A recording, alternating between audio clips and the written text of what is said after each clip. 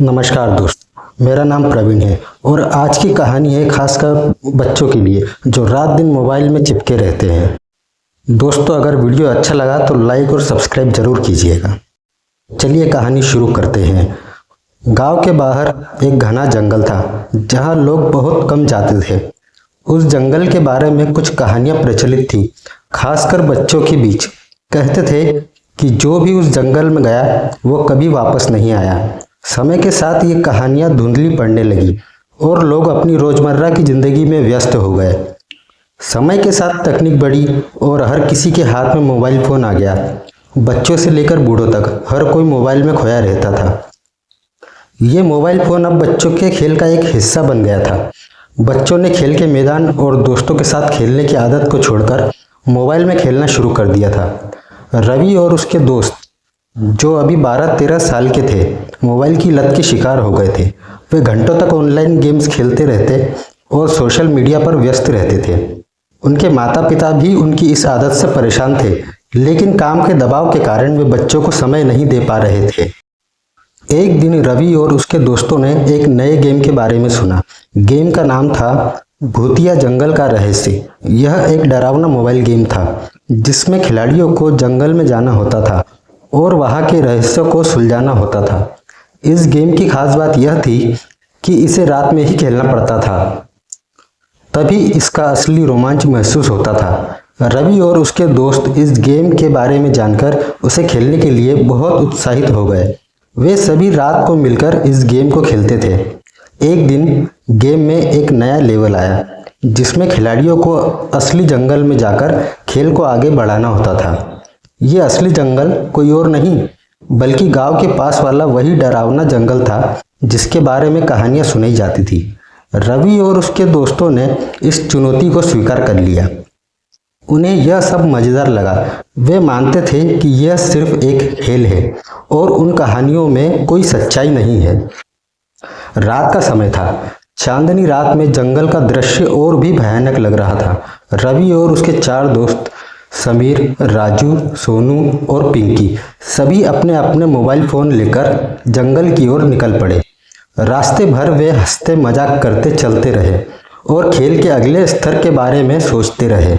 जैसे ही वे जंगल के अंदर पहुंचे, उनके मोबाइल स्क्रीन पर एक नया संदेश आया। आप जंगल में दाखिल हो चुके हैं। अब आपके पास वापस लौटने का कोई रास्ता नहीं है। यह संदेश पढ़कर सभी थोड़े से घबरा गए, लेकिन फिर हंसकर इसे एक मजाक समझने लगे। वे आगे बढ़ते रहे। जंगल घना और अंधकारमय था। हर तरफ अजीब अजीब आवाजें आ रही थी। पेड़ों की टहनियां हवा में हिल रही थी, जिससे ऐसा लग रहा था जैसे कोई उनके पीछे पीछे चल रहा हो। तभी अचानक उनकी मोबाइल स्क्रीन पर एक और संदेश आया।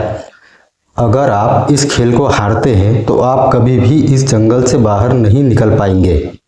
अब तक बच्चों को यह खेल थोड़ा अजीब लगने लगा था, लेकिन वे सभी अब तक खेल में पूरी तरह खो चुके थे। रवि ने अपने दोस्तों से कहा, कोई बात नहीं, यह बस एक खेल है, हम इसे आसानी से जीत लेंगे। वे सभी आगे बढ़ते रहे। खेल के निर्देश के अनुसार उन्हें जंगल में कुछ सुराग ढूंढने थे। जैसे ही उन्होंने पहला सुराग ढूंढा, अचानक से हवा में ठंडक बढ़ गई और हर दिशा से भयानक आवाजें आने लगी। पत्तियों के बीच से किसी के कदमों की आवाज साफ सुनाई देने लगी। समीर ने घबराते हुए कहा, शायद हमें वापस चलना चाहिए, यह जगह ठीक नहीं लग रही। लेकिन बाकी दोस्तों ने उसे हिम्मत दी और आगे बढ़ने का फैसला किया। जैसे जैसे वे आगे बढ़ते गए, जंगल और भी डरावना होता गया। रवि ने अपना मोबाइल में अपना सुराग ढूंढने की कोशिश की, लेकिन तभी उसके मोबाइल की बैटरी अचानक खत्म हो गई। बाकी दोस्तों के मोबाइल भी धीरे धीरे बंद होने लगे। अब वे अंधेरे में थे, बिना किसी दिशा के।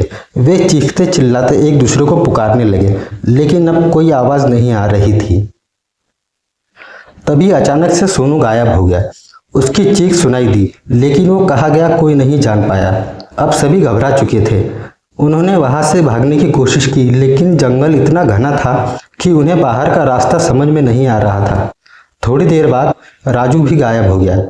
अब रवि, पिंकी और समीर बचे थे। उन्हें समझ नहीं आ रहा था कि क्या किया जाए।